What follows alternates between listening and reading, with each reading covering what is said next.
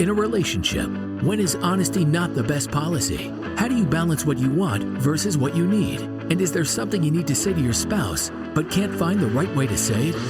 If so, then you're in the right place. This is the Lunch with Sandy podcast. With nearly 20 years of marriage under their belts, Terrence and Sandy Jackson discuss a range of topics, provide valuable insights on relationships, and talk about the conversations married couples need to have. So what does lunch have to do with all of this? Well, it's a metaphor for how these conversations originally started. Speaking of conversations, let's get one going. Here's your hosts, Terrence and Sandy. Hello and welcome to the Lunch with Sandy podcast, where we have those conversations that married couples need to have. I'm Terrence. And I'm Sandy. And again, this is the Lunch with Sandy podcast. Now that we've gotten that out of the way, Sandy, what's on the menu today? Today, I think we should talk about the basics of any successful relationship. After being together over 20 years, raising kids, and we still like each other's company, I think, we have a pretty good, successful relationship. What are your thoughts? What do you think? Do we? And why? I think that liking each other is a little debatable. No, just kidding. So obviously, I would have to say we have a successful relationship, and I can tell you the basic reasons why that is. You want to know what they are? Sure. It's the 3 C's. Oh, like the diamond ring? The diamond ring. Yeah, like a diamond. The 3 carats, right? Clarity. Carrot. No, we're not talking about. C's. We're not talking about diamond rings here. We're talking about the three basics that I feel keep us going. And when I talk about the 3 C's, I'm gonna break it down for you. I'm gonna talk to you about the first one. And so that first C basically comes down to communication, right? And that communication is something that's, I think, is necessary for a successful relationship. Thoughts on that? Agreed. I think, communication is easy to break down too during a discussion. And I think it's important for people to not get too in depth with certain things, right? The way that you can say certain things as well, right? People, I think, trying to figure out how to phrase this, but we'll take, for example, if I say, you did this and I felt this way, then I am communicating how you acted, and it's not really taking responsibility in my portion of it other than how I feel. However, if I rephrase that and say, you did this and this is how I felt, it's not really putting necessarily blame on anybody else. So I think that's what I was trying to go, is the blame game, is holding on to and harboring blame either for past arguments, the current situation, whatever, going forward. Yeah, and I hear you. And so a big part of communication, right, is honesty and open, right? So it's one thing to have a conversation and to communicate, but you got to make sure that you're being honest about what it is that you're trying to communicate. And then the other part about that is, communication is a process, right? You hit on it. It's not just about saying how you feel, right? There are 2 people in most relationships. Sometimes, you might have a third or a fourth, but traditionally there are 2 people in a relationship. So that means there's typically 2 sides to every story. And, when you communicate, it's not just about, again, having that open, honest communication. It's about being receptive. You have to be able to receive, because, you may feel a certain way and you may, communicate in a certain way, but you have to take into account that, your significant other, or partner, or whatever you want to call them, their receptors might be a little different. And I think understanding that and keeping that in mind is an important part of communication. Yeah, I agree with that. I think you're right. Everybody has different experiences. We'll say everybody has different baggage that comes into every relationship, right? As we start as children, we're pretty clean slates, but then along the line, just life itself brings baggage with you. So unless you're able to kind of air it out and talk through some of that stuff and recognize like where certain people are coming from and why, then it can lead to, I think, conflict. Yeah, and I think you have to be able to have open communication with yourself also. And I say that because, you hit on, life hits you. And you could be having a very, very bad day. And you can have stuff that's pent up from last week, 10 minutes ago or whatever. And you're not being open about that. And then, bam, you get into a situation where because you can't effectively communicate that, you're taking shots at somebody for something that, is not what the whole point is. Why you sitting here smiling? So right now, I'm going to tell you what's happening right now. Right now, she's going through her head and she's thinking about, the times that she's done this. You got to be able to be open and honest with yourself so you don't end up in a situation where you end up arguing over something or being upset over something that, not saying you don't have a right to be upset, but you're upset and you're communicating it's for one thing and it's really for something else. So you're talking about I'm not talking about any specifics. Listen, I'm going to tell you all out there's levels to this stuff. It's never personal. We don't bring none of that personal stuff into it. So let's just keep it about the general nature of these 3 C's that we're talking about. Don't try to break up a happy home. No, but we'll call it the volcano aspect, I guess. I guess you could call it that. I have it. Absolutely. No, and I'm not. So again, I'm not talking. This is not directed. No, I know, but I feel like I can talk about it because I feel like it is me, right? Like that is what I tend to do. Not trying to call you out, but it is. Well, hold on to the little things at times because I have a decent tolerance for getting irritated, but then those little things continue to add up. But see, there's the thing, right? So you shouldn't have a tolerance for getting. No, you're right. And listen, so everyone out there knows we're not perfect. I'm close to it, but we're not perfect. So we do have a little tit for tat here and there. But again, I say this to Sandy all the time. I'm not a mind reader, right? So, although I do channel my inner Miss Cleo every now and then, and for those of you who don't know Miss Cleo, look it up. But not being a mind reader, the expectation can't be that I understand what it is that you're trying to communicate if you don't communicate it, right? And I think that goes for everyone in all relationships. I think sometimes we forget that, particularly when you've been with someone for a very, very long period of time, and they know your tendencies. I think sometimes we forget that, listen, if you don't say it, right, if you don't express it, you can't expect that the other person knows exactly what it is that you need to say or want to say. Yeah, agreed. And then, you're right. It's sometimes not even anything irritation wise at home.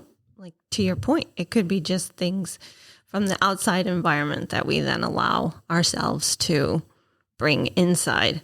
I think we try to leave it at the door. It's not always that easy. Yeah, I like what Sandy said. I'm gonna cut her off right now because that leave it at the door. That's my policy. She's trying to get credit for my policy there. I came up with leave it at the door a very, very long time ago. I got that trademarked. Okay, leave it at the door, trademarked by Terrence. Okay, but no, you're right. Like to the point though, it's not always that easy. Sometimes you just have a very frustrating day to where that you're irritated, right? And the littlest things is going to irritate you even further. Of course, that's when personally I try to just be alone for a few minutes by myself. And you know what? And that's a great transition to the second of the 3 C's, and that's commitment, right? So. Commitment is really about dedication, right? And it's not just, dedication, when things are good. I mean, listen, when things are good, everybody's happy, right? When you're in a relationship or you're in a marriage or whatever, and things are good, things are good.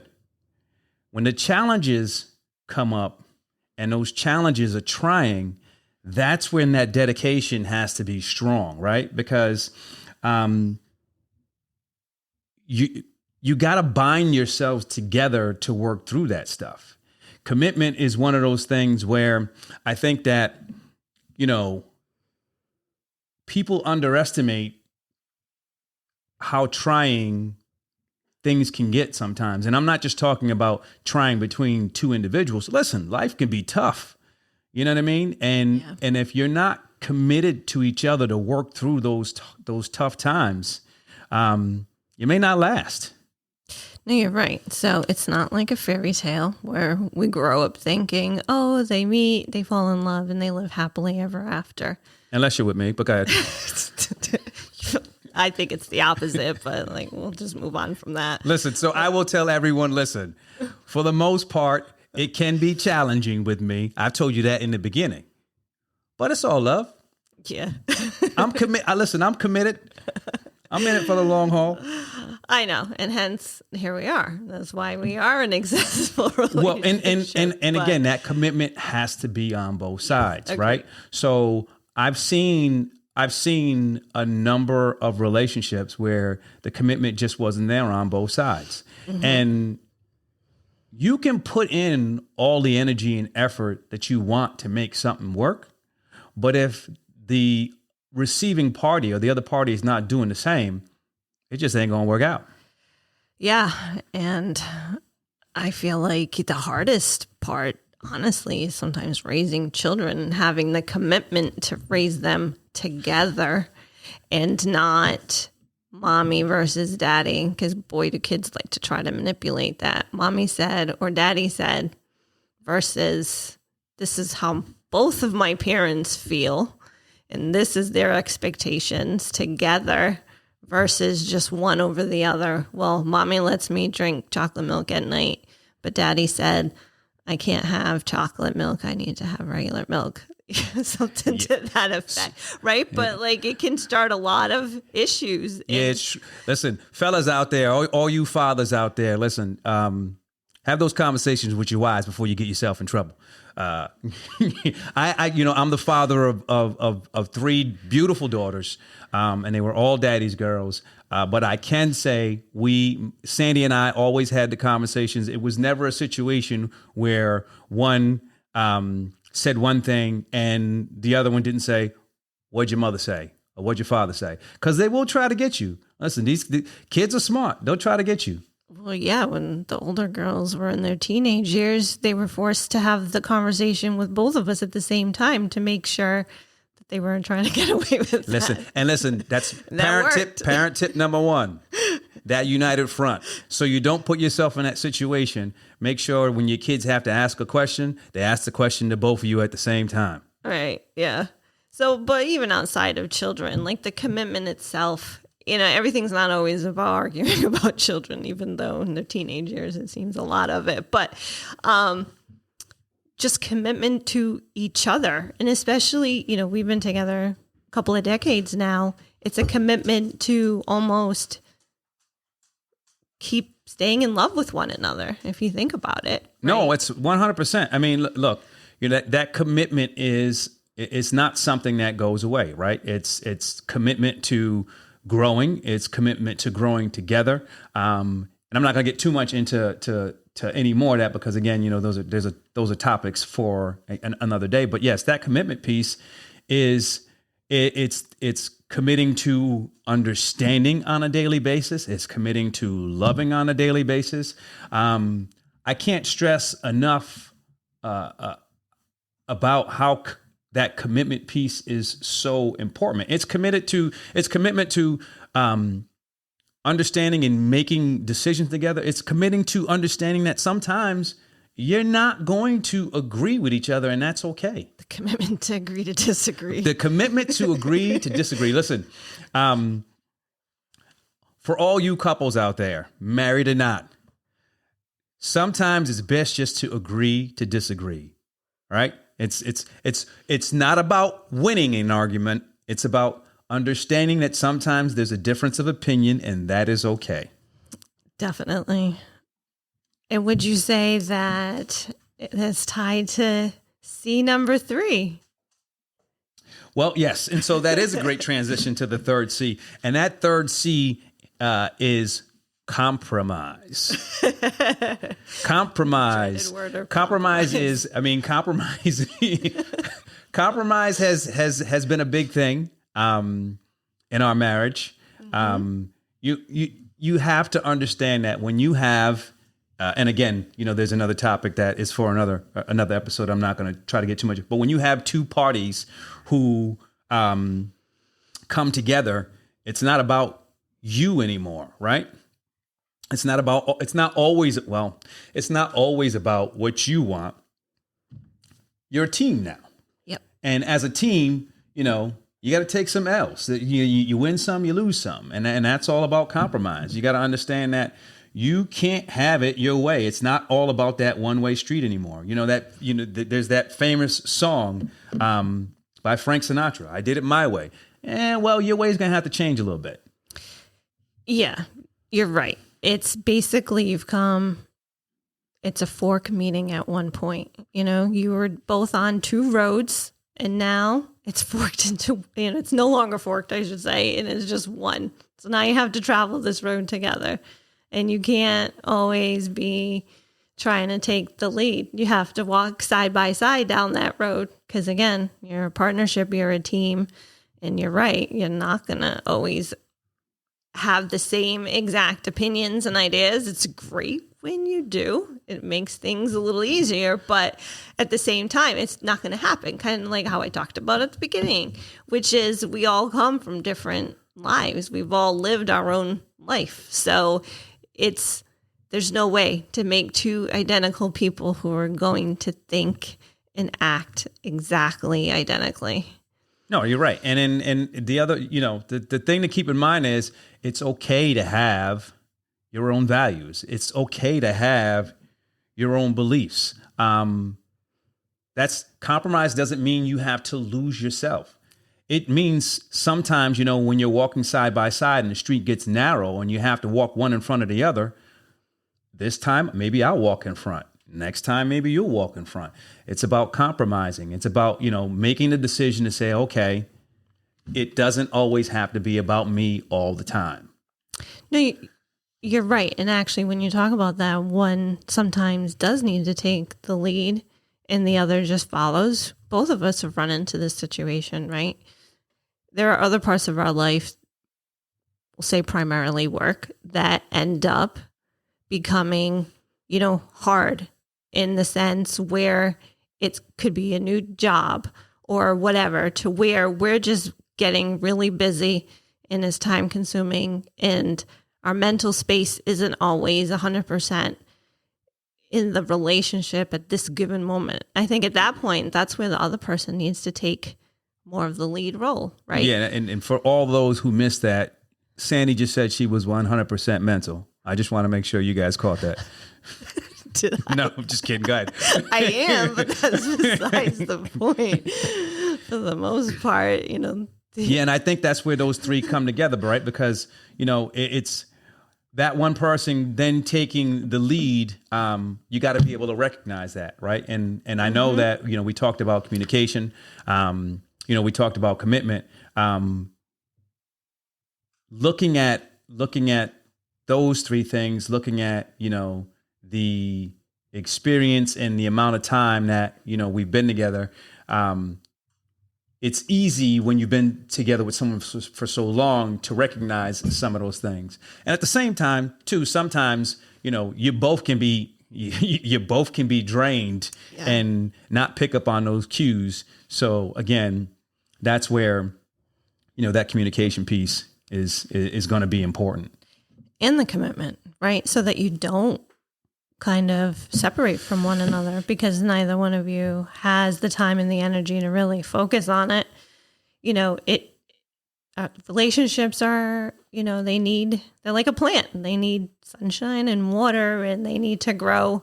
So if you're not giving it that time and energy, it's not that you don't love each other. It's also sometimes, to your point, there's just a lot going on. But you have to recognize that, and then recognize, like, okay, kind of how the lunch with Sandy even became, right? We recognize that, hey, we're not able to some days even just talk about simple things that we need to talk through and to talk about. So how do we make time for each other? Like, let's get back to that commitment to each other so that we don't let it, fizzle out or start to degrade because we're just not giving each other any of the time and energy that we deserve and need. Yeah, and that's that's a good point, because again, that's the whole reason why we're doing this. So this is that opportunity for us to actually have that time to sit down and put in the work. And when I say sit down and put in the work, it's not so much that right now we're sitting down and putting in the work, but prior to these recordings, we sit down and we have conversations and we talk about what we're going to talk about, and doing that might trigger something from, oh yeah, well, remember when this happened. And it might not seem like, putting in work towards the marriage, but it is, because again, we're doing it together. Listen, I remember when we started doing the lunch, and I remember why we started doing the lunch. I mean, we were running ragged, and we all got to eat. So trying to kill two birds with one stone was ideal at the time. I mean, it just didn't work out as long as we thought it was going to work out. But again, we kept the commitment. It took a little while, but now we're back at the table, working at it. Yeah, exactly. It never stops. The work never ends. The commitment never ends. Listen, and so I want everyone out there to understand, she has a smile on her face. The work doesn't end, but it's a smile. With the inflection when she's like, the work never ends. It's a beautiful thing.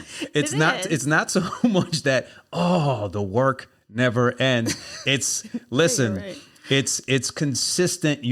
Every relationship, you gotta work, because we're all human for the most part. I think we are. And we grow, we change, and nothing stays the same. But Sandy mentioned it's about that, that plant. If you properly take care of that plant, one day a flower will bloom. And so your relationship has the opportunity not only to grow, but to become more beautiful. You like how I did that, huh? Yeah. He called me beautiful. Make sure you take note of that. I was 100%. You are beautiful, Sandy. I don't remember saying that on here, but there you go. Now you have it. It's recorded. You can tell all your friends that I said you were beautiful. Yeah, I'm getting a tattoo of it. You are beautiful. Oh, goodness.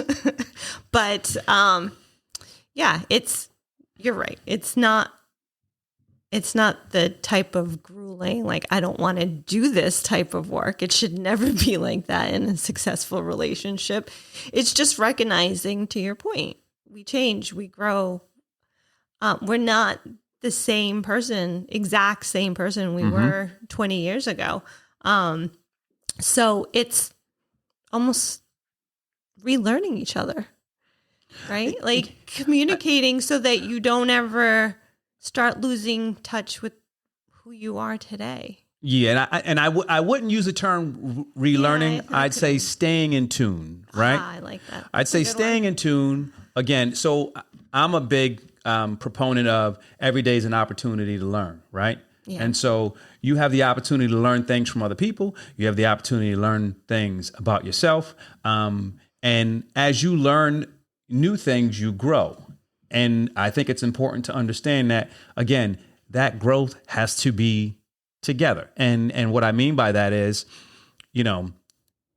people are receptive and take things at a different pace, right? And if you're learning something or you're changing, I might not be changing at your pace, but I have to understand that this is who you are.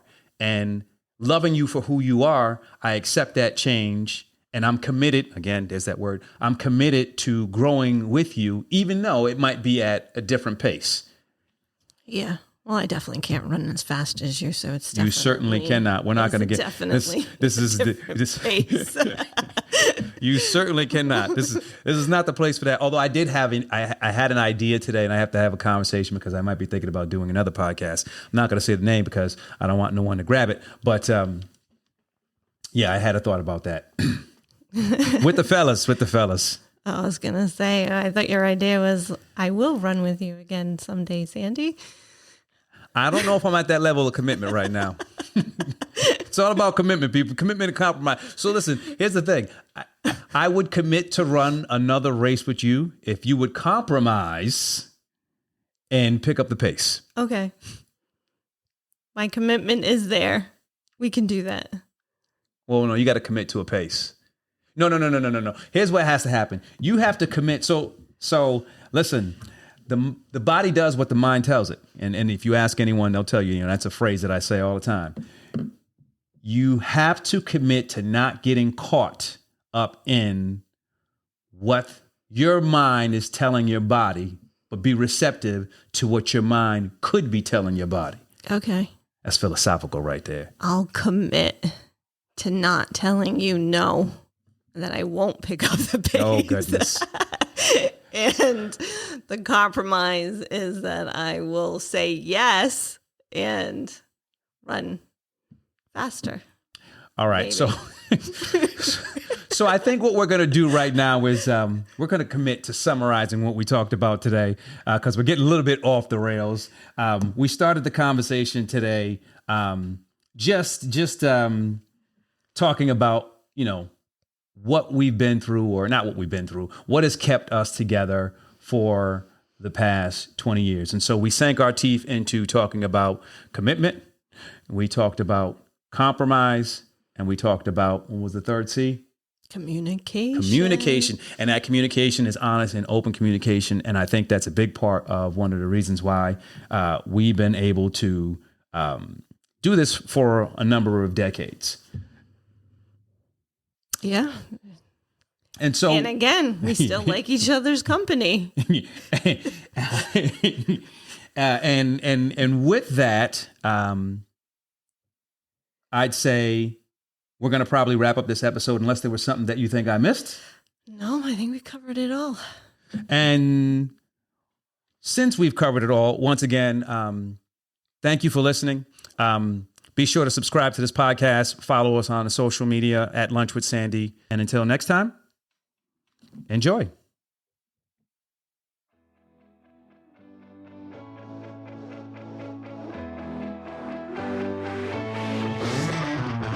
That's it for this week's episode of the Lunch with Sandy podcast.